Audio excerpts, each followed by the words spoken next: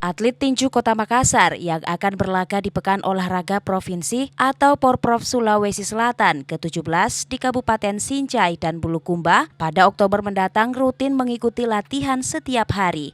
Yosua Holimasihor, salah satu atlet tinju Makassar yang sudah memiliki banyak raihan prestasi di kejuaraan tinju seperti PON 15 Jatim tahun 2000, PON 17 Kaltim tahun 2008, PON 20 Papua tahun 2021, dan beberapa pertandingan kejuaraan lainnya, mengatakan bahwa kesiapannya untuk Porprov sudah sangat siap dan menargetkan medali emas untuk Kota Makassar. Kalau soal mengenai kesiapan, kami sudah siap karena sudah digenjot dari pagi sampai sore latihan rutin dan intensitas latihan juga semakin meningkat.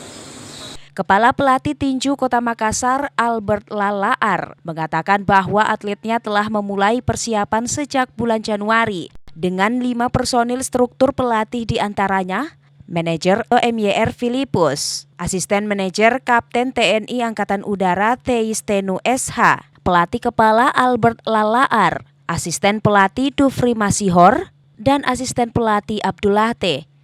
Dengan 13 atlet yang terdiri dari 10 putra dan 3 putri, Albert juga mengatakan bahwa kesiapan atletnya sudah di atas 70%. Sudah berapa lama latihannya nih? Kalau lama, sudah cukup lama karena ya. kami mulai dari Januari itu. Januari dengan tahapan program yang kami siapkan, kami berikan. Mulai dari tahap persiapan umum, persiapan khusus,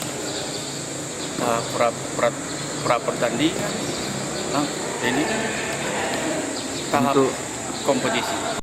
Pada cabang olahraga tinju Porprov Sulsel ke-17 di Sinjai dan Bulukumba, kontingen Makassar akan menurunkan 13 petinju dengan menargetkan 12 medali emas dan 1 medali perak. Ijal Sahrir, Fajar TV dan Fajar Radio melaporkan.